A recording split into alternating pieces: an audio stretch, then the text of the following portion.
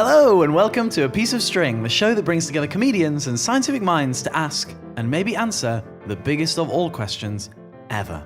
And all done completely naked.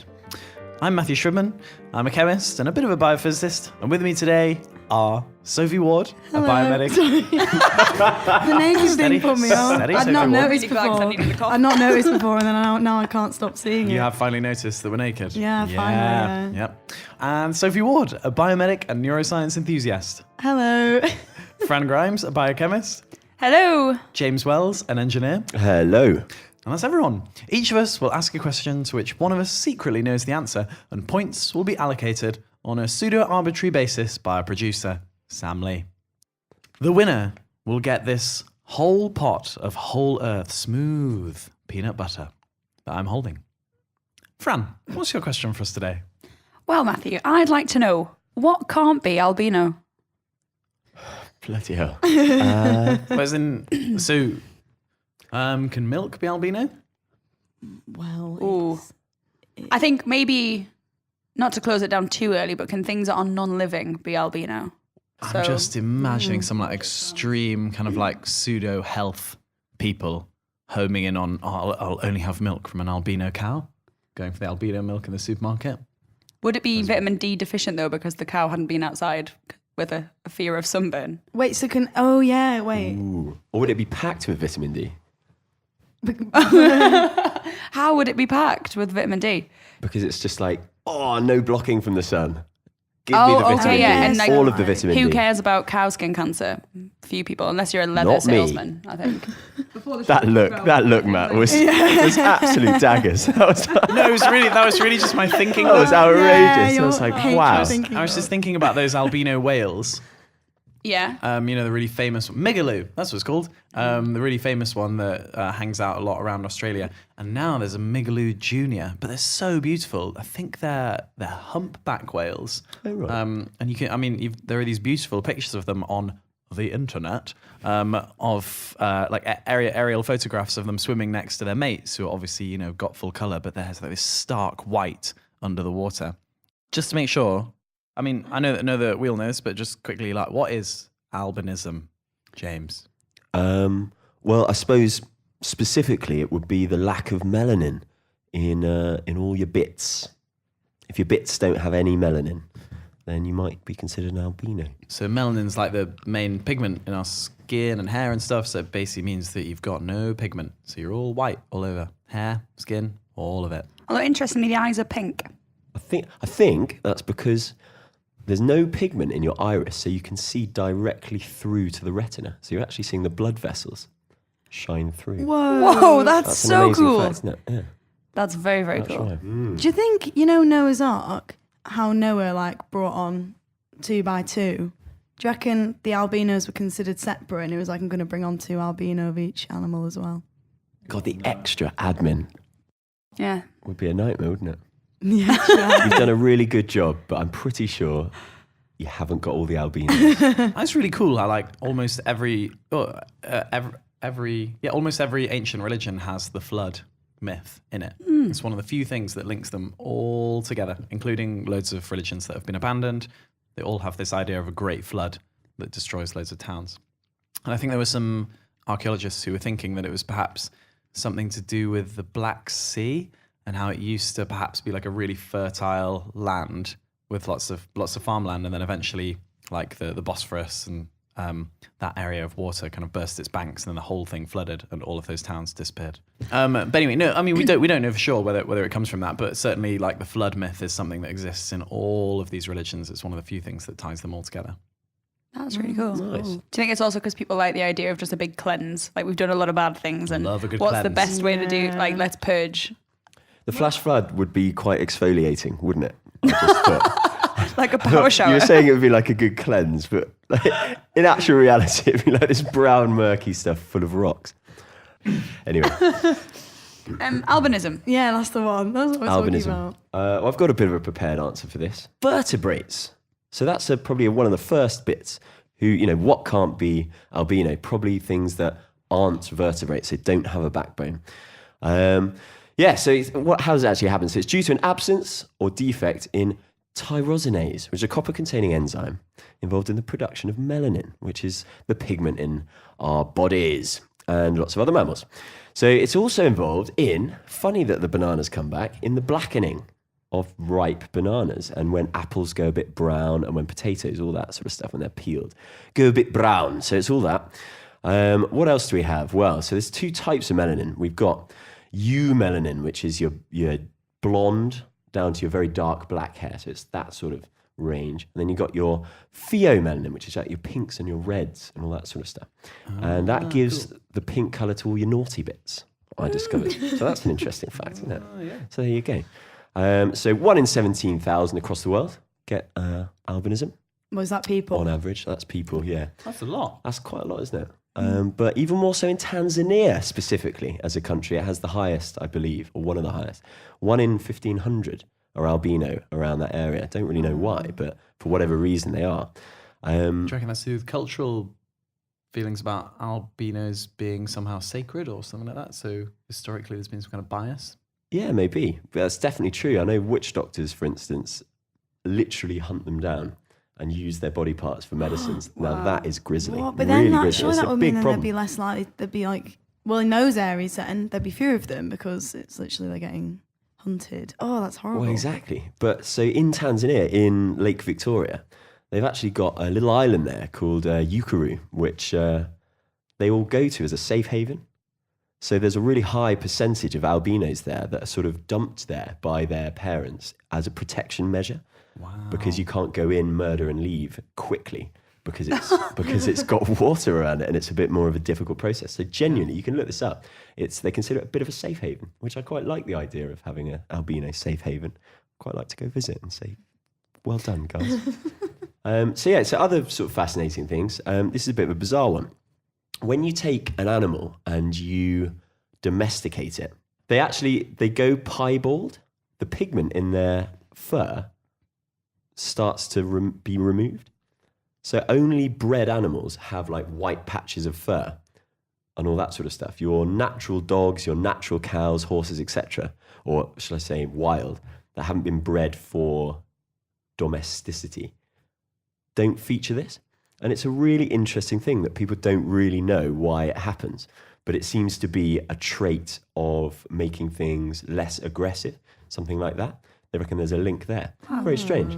So lab rats, for instance, are albino, pink eyes, white fur, and it's because they're super friendly, supposedly. And so people can't work out why this is, and it's probably very minor, but it's enough to be represented in sort of tamed animals. Bizarre. That's weird, isn't it? So a couple more facts, and we'll wrap up. But apparently, you get albino alligators. They die within 24 hours. Due to just overexposure from the sun. So they literally burn up and just go, yep, that's enough for me. See ya. Oh my goodness. So, if you meet one, say hello, be nice. It's not got long left. And squirrels are the only albinos to survive in the wild, supposedly.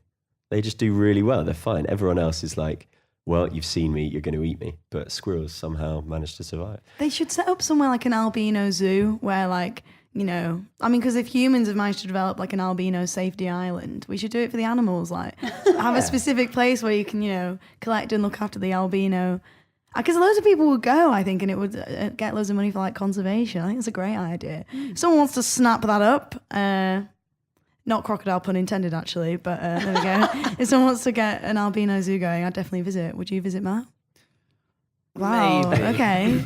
Well, Why would you not? Well, I just worry about how if it were really popular, there'd be loads of pressure on like hunting down albinos and removing them from their That's true. family. That is true. Sorry to get old. No, that's true. I mean, zoos, yeah. I mean, yeah, you're right. Oh, God. It's a fair consideration. Are you done, James? I'm nearly done. There's one Nearly more done. thing. Okay, cool. There's Right, one more there's one thing. thing that I'm thinking of saying was probably what you're about to say. Go on. So but you can get albino redwoods. But the poor little blighters can't photosynthesize, so they have to be parasitic at the base of other redwoods. But they look absolutely stunning because they're so rare. That's just amazing. white leaves. Lovely stuff. So is it white leaves, but still the normal colour trunk, and then white leaves? Yeah. But it's not strictly albinism. It's amelanism because it's got to be without melanin, and they don't have melanin. They don't have chlorophyll. Chlorophyll. Yeah. Oh, So that's what that is. So that's not strictly albinism, but go on. Okay, It's cool. clear. Yeah, that was the thing I was going to talk about. So Is that's it amazing, just yeah. redwoods? Because I'm sure I've seen other trees that are Probably just other completely things. white. They're so beautiful in the forest because they're so stand out, such a stark way. Naughty parasites, aren't they? At the end of the Naughty day. little parasite. Lovely. Great answer, James. Cheers, mate. What's the next question? So wait, so sorry, vertebrates in trees can be albino. What can't Probably be? not trees. Probably not trees, just vertebrates.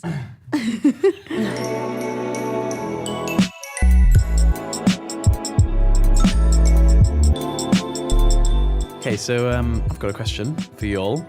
I was thinking about what would happen if the Earth was hollow the other day, and I realised when I was looking on the internet that loads of people in the world are convinced that the world is hollow. Are they correct? How far have they gone underneath the old surface of the Earth?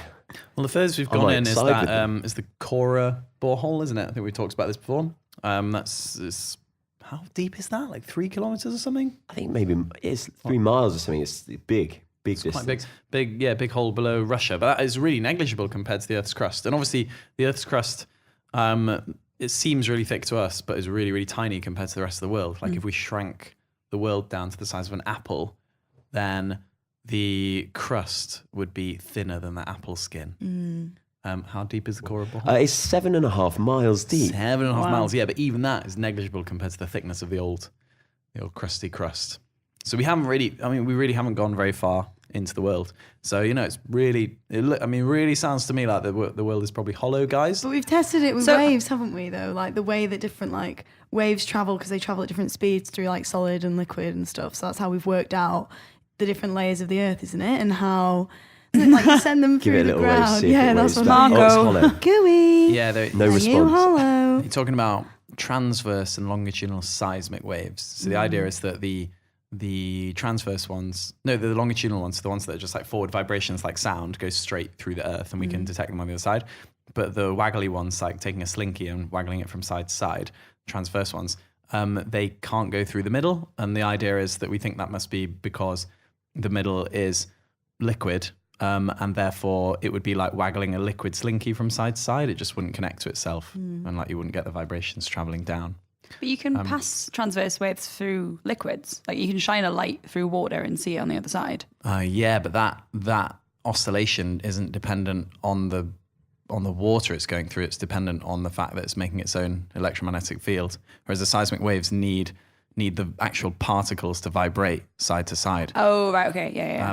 But anyway, with you. yes. So that's why we think the center of the world is liquid, because we, although we actually think the very center is solid, Yeah, because 'cause it's it's so so compressed. pristine, yeah. But just to play devil's advocate, because I'm just going to pretend that the world is hollow and see what happens. The same thing would happen if it had a bit of air in the middle, because then you still wouldn't be able to get transverse waves through. Well, I guess you wouldn't be able to get longitudinal waves through very easily either.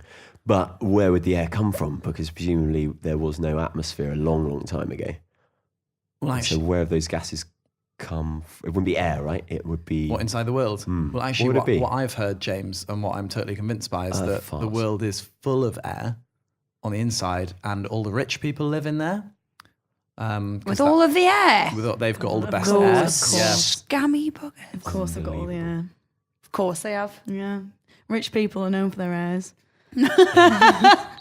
And graces. And you Yeah. may be wondering, why these rich people are living in the dark. But of course, that's because you're forgetting that there's actually a little mini star in the middle of the Earth, keeping it warm and lighting the Faces of those that wish. illuminating the rich people living on the inside. You know, if we want to know if the Earth's hollow, why don't we just knock on it? Why don't we all just jump at the same time? Because don't hollow things sound different if you knock on them? Should resound Yeah. like a mighty gong, shouldn't it? Yeah. Like the beginning of an old film or something. Yeah. So I think that's the best way to test it. But if you knock on a balloon, you can't hear that a balloon's hollow, can you? Oh, that is true. You can hear the people inside screaming. I was going to say, I think if it's perfectly spherical and you try to create a vibration in it to create sound, I don't think it will create a sound that will travel outside of the sphere. Because you need something that will oscillate at the end in order to vibrate the air outside it, whereas I think everything will cancel out inside the sphere. But if you imagine the sphere contracting and expanding, Oh, if you could do it that would vibrate like a elasticity, speaker cone. then like- yeah, okay. Yeah. All right, Mr. Shribman, if the world is hollow, Which it is. yeah, of course, mate. Where do we get the lava from for volcanoes? Is there just like a little lava pouch? If it was hollow, wouldn't it be a bit like a balloon? If it was full of air, like a balloon is full of air, wouldn't it deflate or inflate if the pressure was different inside and out? I suppose my question is the pressure inside the Earth equal to the pressure of gas in the atmosphere? There might be a little valve. Oh, yeah. Maybe Etna is a valve. Do you Yeah, think? could be a bit valving going on. I mean, so what I believe in, being someone who believes that the Earth is hollow, Of course. is that all of the density of the Earth that a lot of people think is just the sphere of the Earth is just condensed into this super thick, dense crust, and this crust is so strong that it can just support the entire planet. In the same way that a bridge can support itself with the keystones in the middle, it just kind of supports itself spherically, and that's what I believe, being a hollow earther. Have you heard of Newton's shell? This idea that if you have a hollow sphere, much like we're talking about, you get no gravitational field on the inside of it. So I'm a bit worried about these rich people on the inside sort of floating about. They're not worried about you. Don't worry about them. Maybe that's it. Oh no, there's the sun in the middle, isn't there? So that's fine. They'll float into the sun, I suppose. Yeah. So answer me that, Mr. Shribman. Well, actually, so Newton's shell theorem works perfectly well for a non-rotating shell in space. So if it's not rotating, then you could literally swim through the middle of it, which would be super cool. But once you start rotating the sphere, everything will get stuck to the inside surface because there's no force that's pulling them towards the center, and therefore they'll just gradually move towards the edge. Tangentially, to be precise, but that's getting a bit technical, isn't it? But yeah, so as long as it's spinning, people will stick to the edge. I want to interrogate this idea of the rich people being in the middle a bit more. Is it like invite only then? Yeah, exactly. Or are they breeding there and they have a separate world? What if they don't know that we're on the outside? Or can you go from outside to inside? Can you be upgraded? Are we being Truman showed Pretty much. by the rich people on the inside? Yeah. Oh, feels this is so we're back to existential crises. Yeah, honestly, What they're is my countless. The existential crises the show induces, they're actually countless. Do they want to research an answer to this? Yeah. Sorry guys, it's me again. But go on then, we'll do it. So I think you're referring to maybe perhaps a chap called William Reed, who wrote The Phantom of the Poles. 1906 he wrote that in. And his theory was that you had holes at the poles and a sun in the centre. And in the centre of the Earth. In the centre of the Earth, yeah. So in the hollow area, there's a sun right in the middle there. Yeah, go on, yeah. Sounds like what I thought, James. It sounds incredibly close, doesn't it? So I reckon, yeah. Are you, William Reed, I was just going to say. surviving this long? You're looking would have good gone for your away age. with it too. Because he's been living on the inside. That's it. And so, yes, his argument, one of his arguments was that icebergs are made from fresh water. How can this be possible, given the sea is salty? They must come from an alternate body of fresh water that's just around the lip of the hole at the pole, if you're with me. Then onto the inside surface, there must be a freshwater lake that is, also cold, is freezing, and these icebergs are making their way around the pole and then back out. Perhaps he'd never seen snow before or something like that. I don't know, but we'll find out. So the magnetic north is another issue, I think, that he sort of had a bit of a problem explaining. But he was actually quite convinced that the fact that magnetic north was off from true north is because you can never really get to true north because there is merely a hole at the pole. And so where they thought the sort of the pole was, in fact, it's slightly deviated, but the magnetic pole is actually straight through the hole. Pole. Is that why polos are called polos? Exactly. Because of William Reed. Yeah. This is what I thought you guys would say when I was pretending that I was a hollow earther about the center of the world. Are you about to talk more about this, about how basically the magnetic field comes from the spinning of the iron in the middle? And if there's no iron in the middle, then how can we have a magnetic field? Because that's basically the main argument, I guess, for why the hollow earth theory can't be true. So, well, I think he thought that there was enough in the crust thickness to still generate the magnetic field. I think that's what he was working on. But, the question, has it been divided up correctly?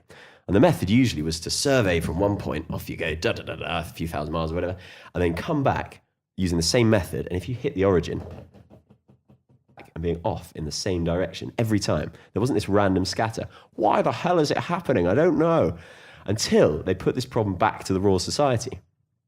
And old Henry Cavendish, who was known for discovering hydrogen, and suppose he was on the autism spectrum, although at the time they just said he was very shy, which is just sort of nicely isolated with a nice symmetrical shape. And they set up, this is a guy called Neville Maskelyne. And he conducted an experiment over a period of a couple of years, I think, when the weather was good and you can actually see the stars to line up perfect directions from Earth. And he would, either side of the mountain, hang what's called a plumb bob, which is a heavy weight that should go to the center of the mass of the Earth, right? Pulled by gravity. And he wanted to line it up with the stars at a precise time every day to make sure that the angle was perfectly straight, or was it deviated by the gravity of the mountain? And once he could do this, he could work out the ratio of the deviation towards the mountain compared with the deviation towards the center of the Earth, and then make a comparison as to which had the stronger gravitational field and how that worked in terms of ratio. And what did he discover? What did he discover? Well, he discovered that the density of this mountain, which was quite a dense mountain made of like granite and all that sort of stuff. Love a dense one. Yeah. Schiehallion, if you want to look it up, is the mountain. Schiehallion. Oh, bless you. And he realized that the density of the Earth, according to these calculations, was probably twice the density of the mountain. And therefore it must be solid. It must be solid. And he was only actually 20% off what we think the density of the Earth is now. So well played to him. Well played. You have to be pretty dense, wouldn't you, to think there was a hollow Earth. Yeah, okay. He thinks that I'm wrong. And I'm wrong now, because And I've joined the Sophie. team. Yeah, but the thing is, he's dead, so in a way you sort of win. Yeah. That is true. Outlived that's it. him. Yeah. So we wrapped it up. The world's hollow. Yeah. Good night. And now for the mystery midsection. Just before we started the show, I gave everyone the following question. Why don't people get bee stings at night? I then asked everyone to write down a fictional but reasonable sounding answer. I will now read out all of those answers with the real answer mixed in. Everyone will then get the chance to decide which answer they think is right. Answer number 1. Bees don't sting you at night because they're nocturnal. It's like nocturnal, but they do nothing at night. Answer number 2. Bees primarily use UVA and B for sight. Without seeing clearly, they are too scared to leave the nest. At night, temperatures drop too low. Any temperature below 55 degrees Fahrenheit preempts flight from bees.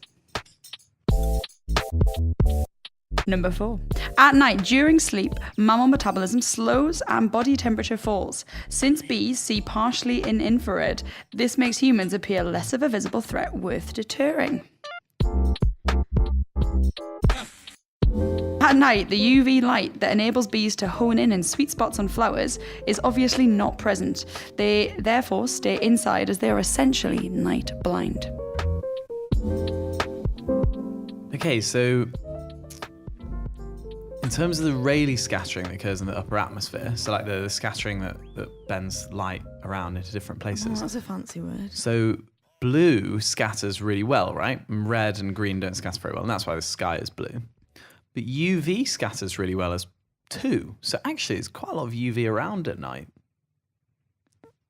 To you. I mean, if we've got two that are similar, because we've obviously got two that answers that are quite similar about the UV, that doesn't necessarily mean that one of them's the right one. It could just mean that two people think very similarly. I quite like the infrared one, if bees see an infrared. Yeah, I like that.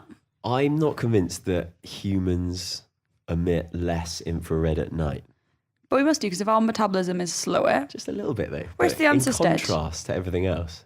Like at night, you'd stick out more than on a hot day. I always say that thing about Aboriginals and how Aboriginals, like, just genetically have a much higher rate of metabolism at night than most other humans. So they are more able to sleep on the ground without shivering and waking themselves up. Whereas when Europeans went over and they met like the Australian Aboriginals and tried to sleep in the same way that they did, lying on the ground, they would always wake themselves up at night repeatedly shivering because they were just too cold because their metabolism was too low. He needs the spoon. Classic James answer. Straight off the top of his head. Okay, so that's still quite warm for night, is it? No? Depends where you are, I guess. That's the average temperature in the UK, right? Over At the night? year. Over the year. Over the year, I was going to say, average global temperature of the entire surface is like 14 degrees. It's quite chiller, isn't it? I don't know. At Newcastle, that's considered balmy. I know, yeah. But balmy, Mild. not in a mad Not way. crazy, yeah. Balmy. Not balmy, not the balmy army, but balmy is in a little sweaty on the upper lip. Balmy with an L. Balmy. I love that people use the word mild in England to refer to quite good weather, which to most people is like really cold. But it's just like, oh, you don't have to be wearing so many layers of clothes that no one can see what you look like. Yeah. Good talking to mild my- day. Talking to my friend about this, about how mild surely is like the worst adjective, like to describe someone. Like, oh, they're just quite mild. Oh, You like know? anything mild, like mild salsa, horrid. Mild cheddar, why would you do it? I always say that my mum used to label, cheddar, you get mild, medium, and mature. Yeah. She used to label the mature in the fridge with an M because it all came in this blank, unlabeled packaging from the butcher. I think it was the mature that was labeled M. No one ever knew.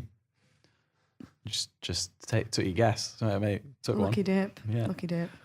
Cheese What about? raclette. Cracker of a story. Yeah, it was a cracker. Thank you all. Are we going to have some little guesses going Yeah. on? Does anyone want to say anything about the first one? Nocturnal is Nocturnal. great. And probably I true. really like that. Yeah. I think it doesn't actually, it's not mutually exclusive either. Like you can be the top one, but all of the others. So I'm going to state my claim and I'm going to say they're nocturnal. Even though Fine, you know actually not which playing, is right and which is wrong. Why am I not playing? Because I know. the answer, yeah. But I can pick one that I think is right. Okay. Okay. All right. Don't try and put me in a box. All right. Sorry. No, I apologise. Matt, what do you think?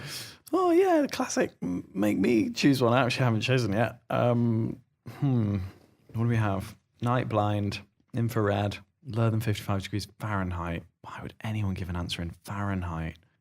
UV. Well, it's just like it just makes you think. What? I might go for that one. Actually, I'm going to go for that one. Why would there be an answer in Fahrenheit in the pile? I'm going for that.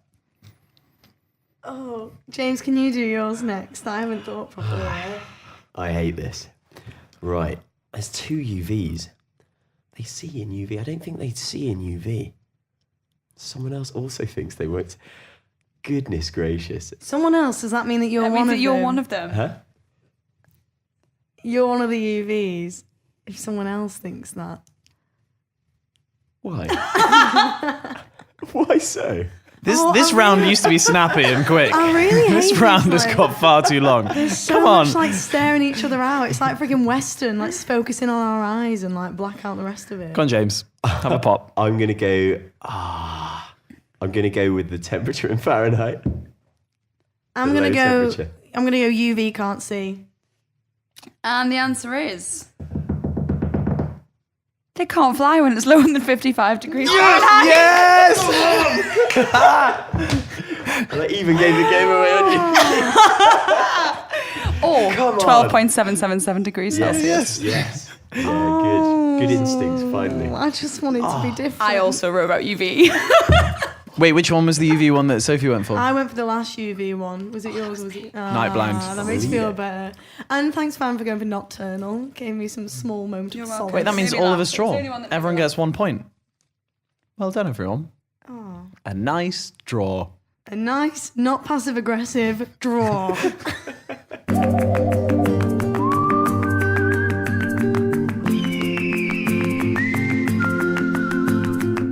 I've got a question. Oh, have you, Sophie? I do have a question. It's almost like it's the premise of the show. What animals have the fairest society? Because I don't think it's humans. Fairest as in like beautiful, like a fair That horse. isn't what I was going for, but let's go down that route. We can ask a mirror if that is the case. If anyone's got a magic mirror, they're really, really good at telling who is the fairest of them all. They are, so I've heard. Mirror, mirror on the wall. Which animal is the fairest society of them all? Bees. Oh, it is bees. Okay, so that's fair as in beautiful, but what about fair as in just? Don't think the mirror can tell us that one. Mirror cannot and will not.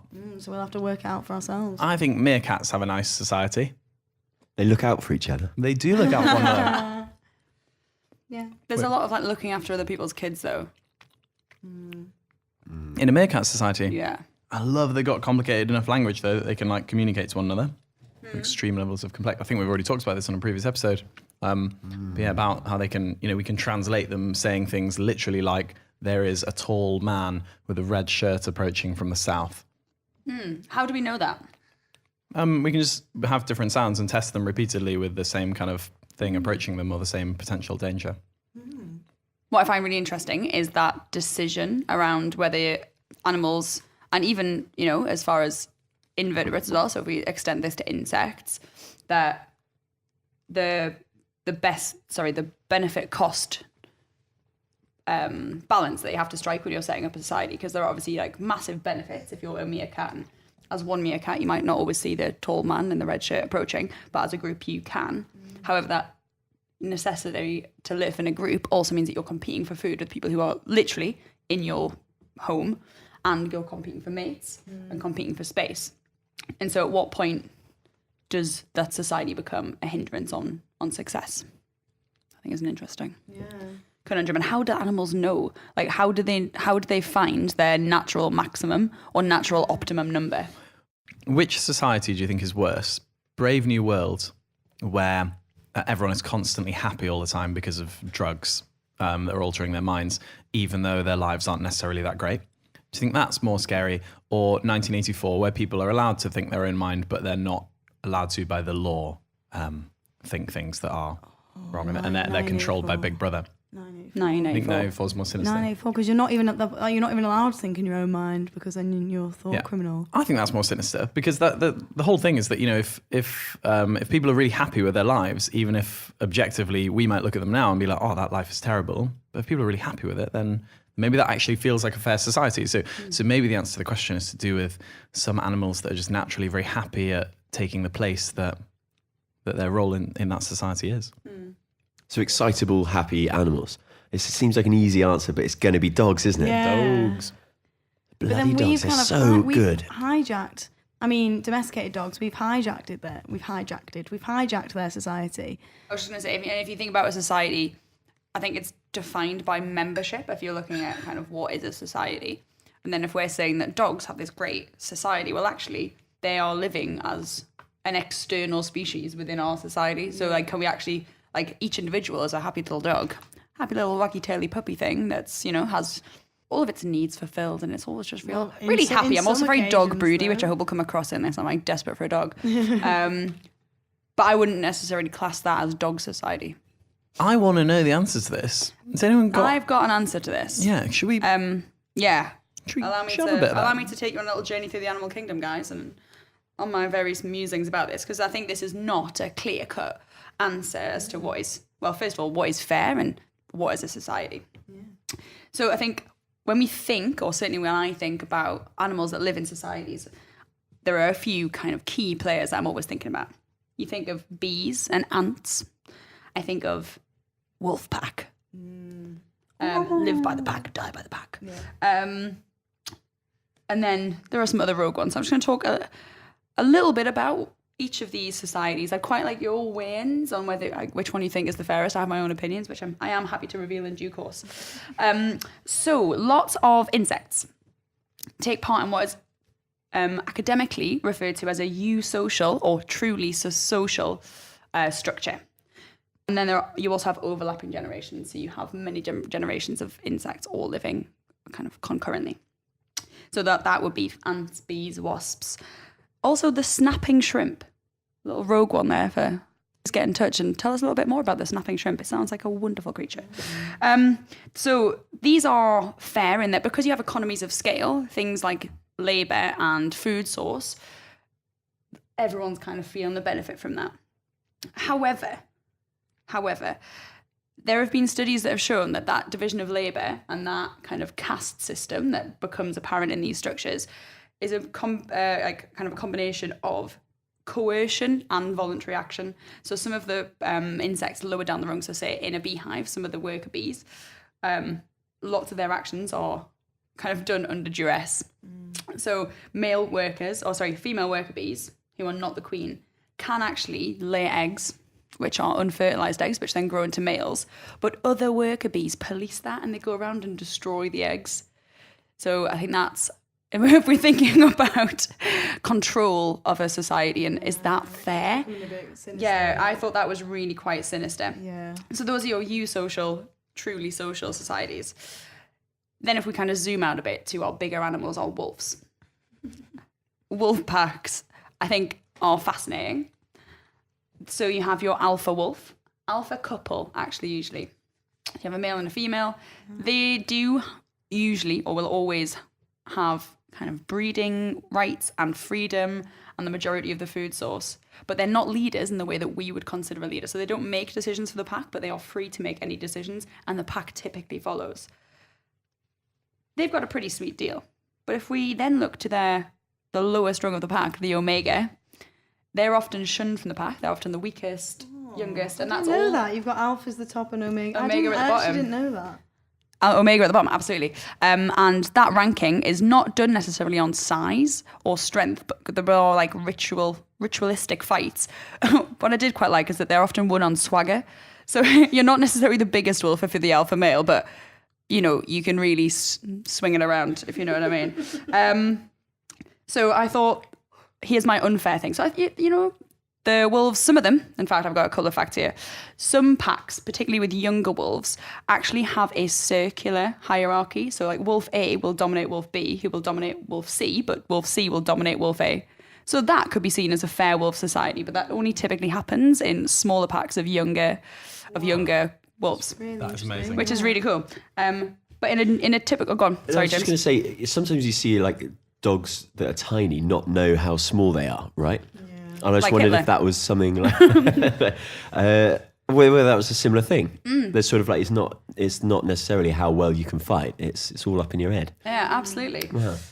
But in a traditional wolf pack, the lowest ranking wolves, unlike in an insect society where only certain individuals can reproduce, they can all reproduce, but often the lower ranking ones don't get to rear their child to maturity because they don't have enough resources and they don't have the freedom to do that.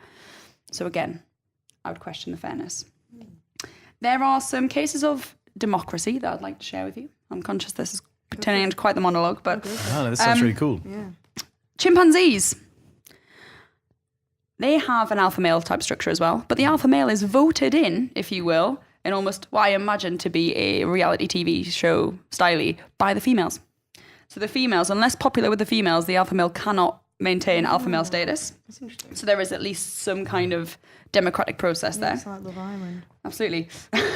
The African buffalo also have a really interesting, chilled out way of voting what they're going to do, which is that as the buffalo herd move, there needs to be some kind of consensus on that. So what happens is that the adult females stand up, stare in the direction they'd like to go, and then sit down again. And when you reach about a 60% consensus, they generally move off in that direction. And this has been seen so many times. And I think the kind of the deviation is 3 degrees in terms of direction. So that this is a really Wow, recognized cool. phenomenon.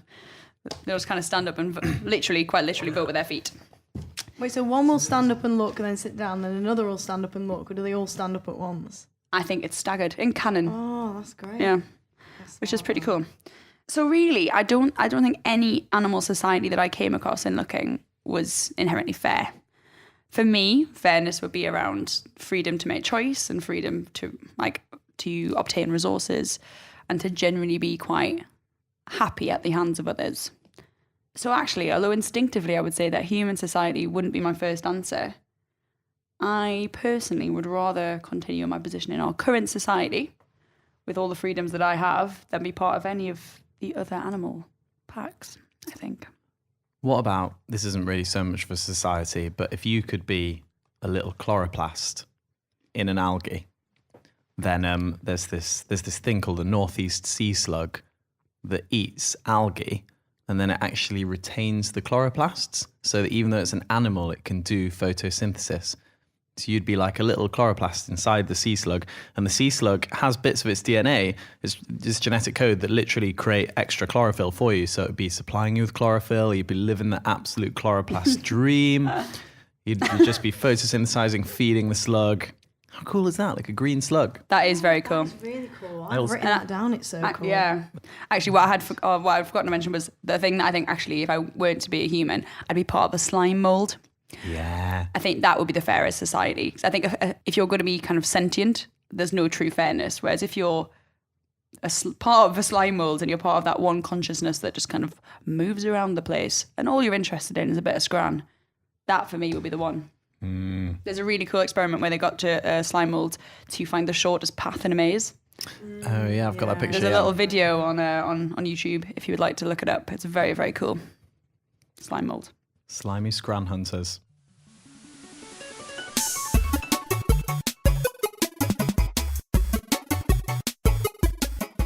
James, have you got a question from the audience for us, mate?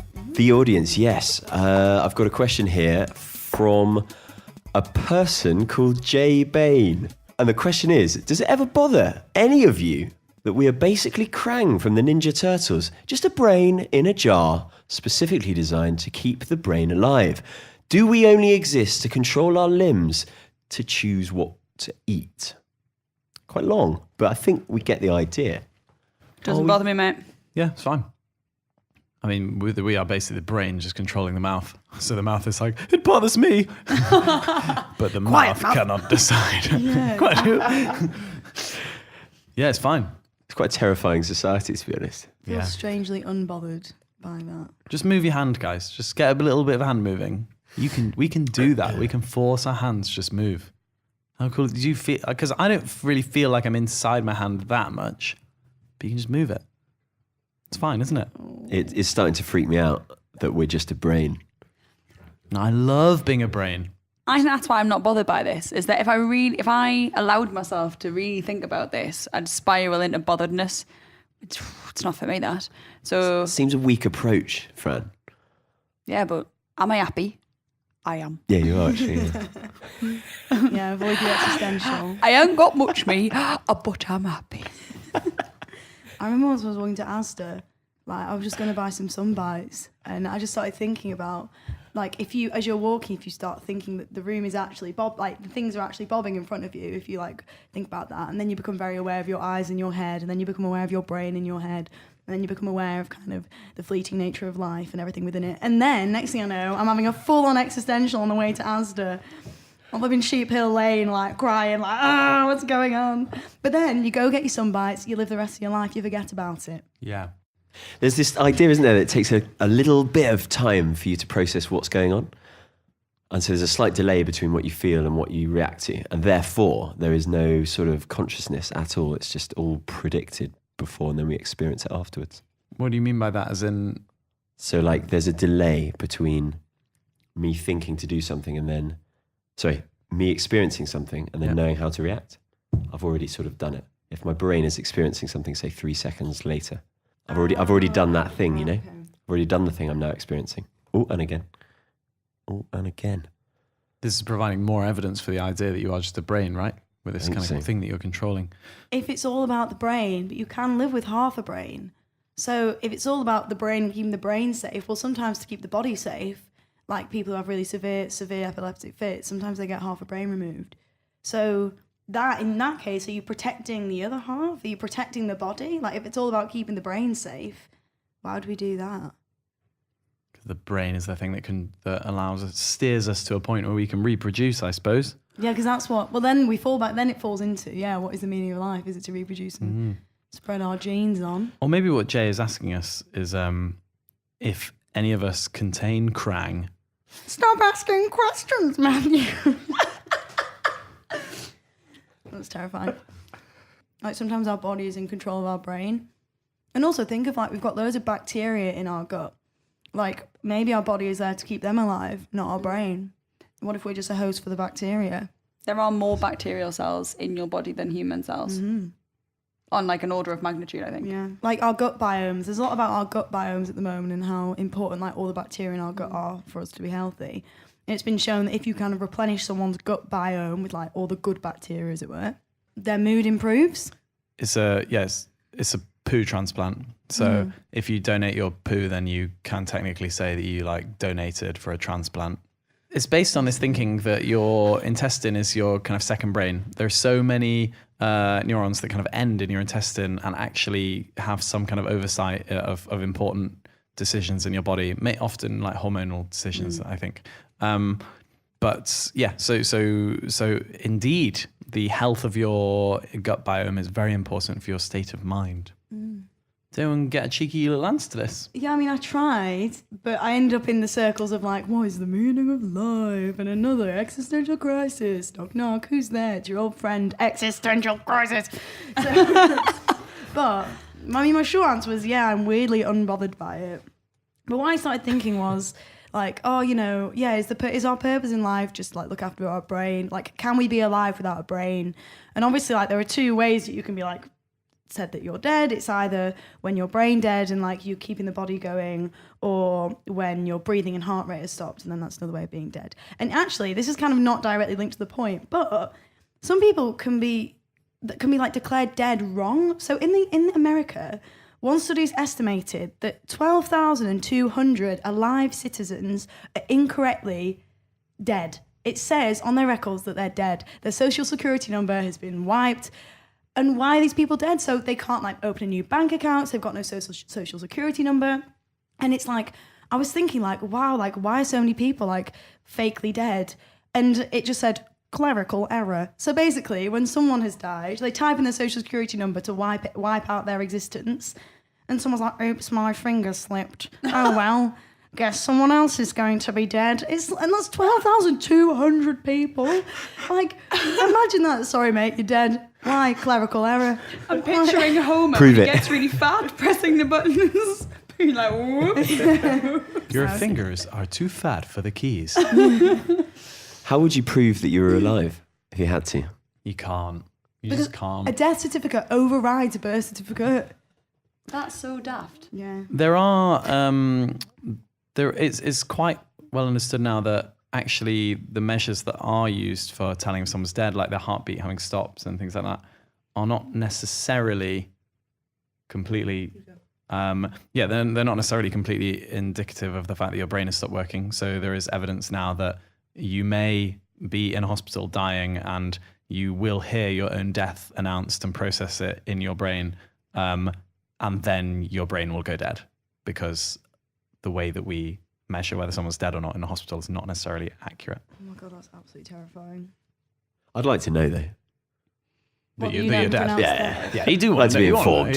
Yeah. Yeah. I just know my death is going to be crossing the road and my last words are going to just be, oh.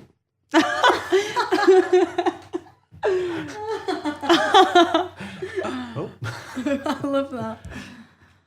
Oh, dear. Sorry, Sophie, did you have any more to say with your I answer? have a couple of other little points I'll just quickly make.